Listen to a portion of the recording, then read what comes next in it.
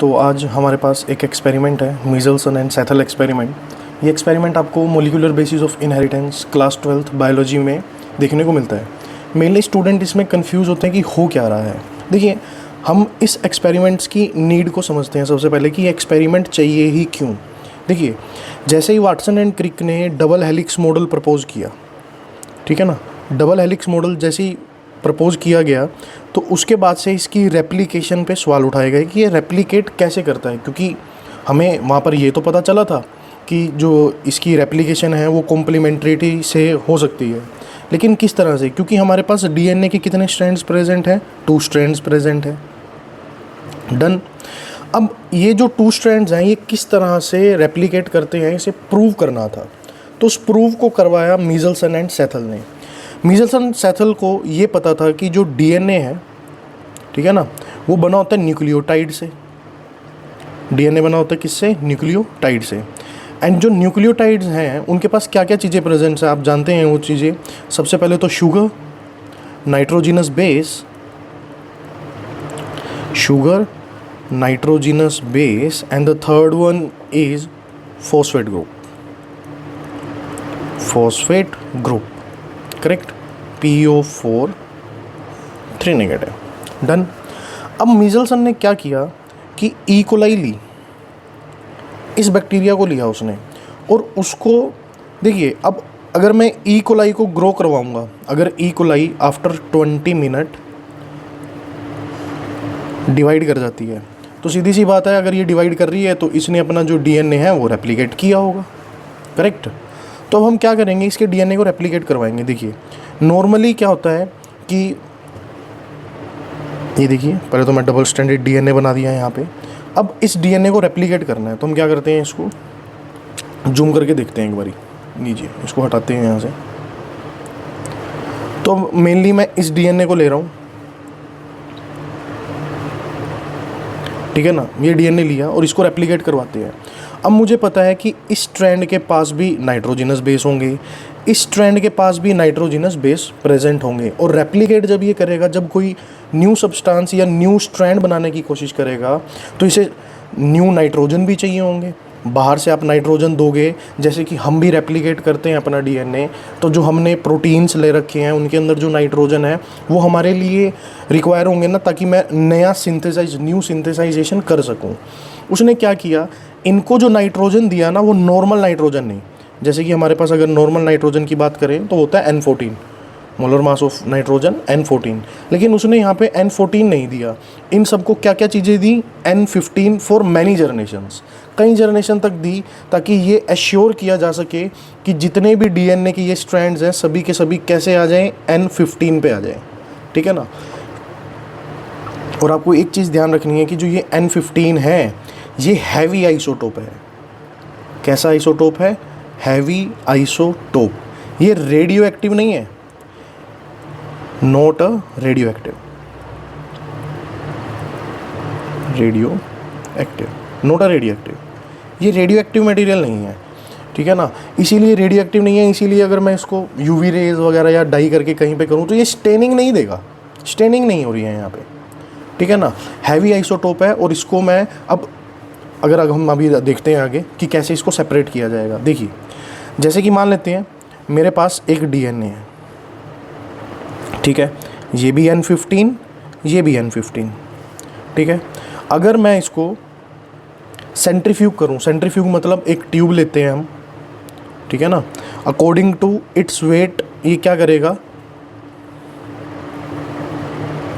एक मैंने सेंट्रीफ्यूगेशन के लिए ट्यूब ले ली अकॉर्डिंग टू इट्स वेट, क्योंकि यहाँ पे N15 और N15 है, 2 स्ट्रैंड्स हैं, तो मान लेते हैं सेंट्रीफ्यूग के बाद वो N15 यहाँ आए, ठीक है ना। ये वाला जो डीएनए है वो यहाँ पे आके सेंट्रीफ्यूग हुआ। सेंट्रीफ्यूग करने के लिए मुझे क्या लेना होगा, 6 मोलर सीजियम क्लोराइड का सॉल्यूशन, इसमें डाल के इस एक्सपेरिमेंट को किया जाता है, 6 मोलर सीजियम क्लोराइड सॉल्यूशन, ठीक है। डन। अब N15 तो मेरे पास आ चुके थे, ठीक है ना। अब मैंने क्या किया, इसको रेप्लिकेट करवाना शुरू किया। मैंने N15 के जो मेरी डेंसिटी मेथड से जहाँ पे ये बैंड आ रहा था, ये जो प्रेजेंट हो रहे थे, तो मैंने मार्क कर लिया कि सर यहाँ पे होगा N15। डन। अब क्या करूँगा, मैं इसको रेप्लिकेट करवाता हूँ। तो सबसे पहले मैं बना लेता हूँ N15। तो ये मैंने N15 का एक DNA बना लिया, जो कि मैं स्टार्टिंग से इसी को बनाता हुआ आ रहा था, करेक्ट। अब मैंने इसको क्या किया, नॉर्मल नाइट्रोजन प्रोवाइड कराई, मीन्स N14 प्रोवाइड करवाया, क्योंकि अब इसको रेप्लिकेट करना है।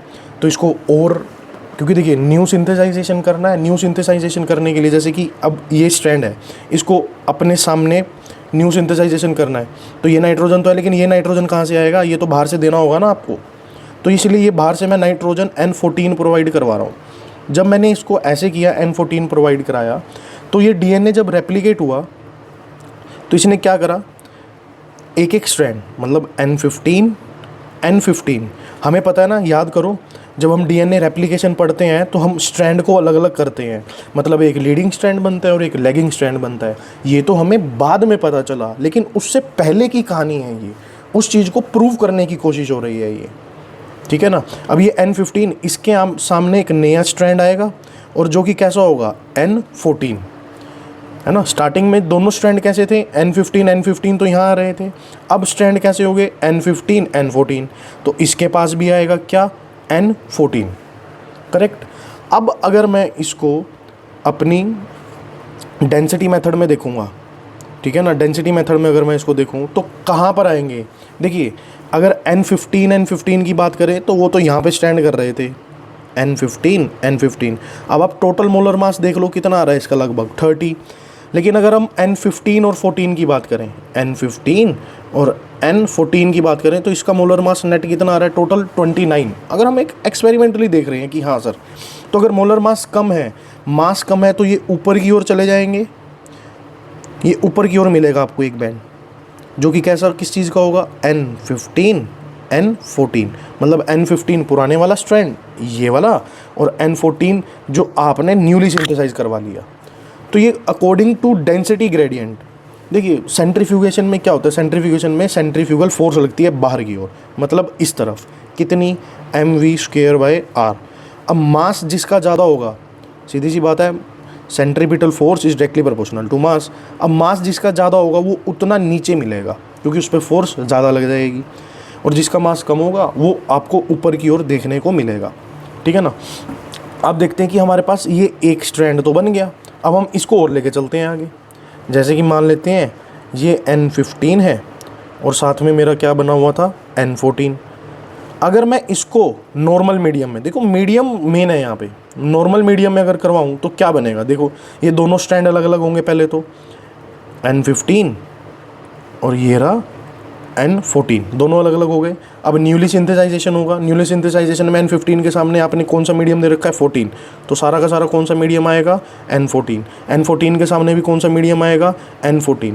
तो आपके दो स्ट्रैंड बने, N15-14 और N14-14। अगर मैं इसको डेंसिटी ग्रेडियंट मेथड में डालूंगा, ठीक है ना, तो अब देखिए ये वाला कहाँ मिलेगा आपको, N15-14 थोड़ा नीचे मिलेगा सर, N15 N14, लेकिन N14 कहाँ मिलेगा, ऊपर की ओर मिलेगा। तो हर बार जब भी मैं ऐसे करने की कोशिश कर रहा था, तो ये जो डिफरेंस आ रहा है, मतलब न्यू आपके डेंसिटी मेथड बन रहे हैं। जैसे देखो NCERT में मेंशन है, देखिए कैसे, ये देखो हम करते हैं NCERT के साथ, ये देखो इसने सबसे पहले क्या कर रखा है, दोनों 15 ले रखे हैं, है ना, ये बोथ साइड N15 है।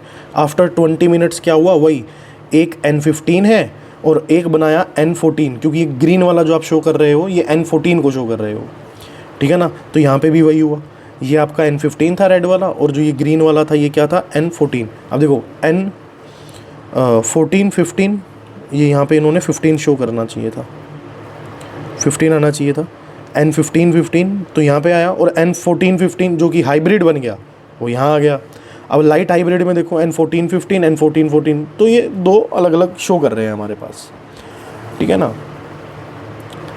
जैसे कि अब दोनों N15-15 ले लोगे तो यहाँ पे आएगा, एक N14-15 होगा तो यहाँ आएगा, दोनों N14-14 होंगे तो वो और ऊपर चला जाएगा। तो ये बैंड जो हैं ये मीजल्सन एंड सेथल के एक्सपेरिमेंट्स को कंफर्म कर रहे हैं कि जो रेप्लिकेशन है वो कैसा है, सेमी कंजर्वेटिव।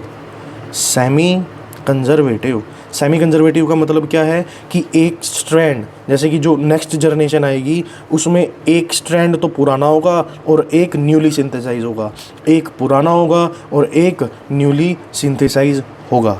ठीक है, इसको आप पढ़ने के यहाँ से अब देखने के बाद आप एनसीईआरटी खोलिए, उसको पढ़िए कि क्या कह रहा है उसके अंदर। कुछ लाइंस लिखी हुई हैं, सेंट्रीफ्यूगेशन, सीजियम क्लोराइड, ये इंपॉर्टेंट टर्म्स हैं।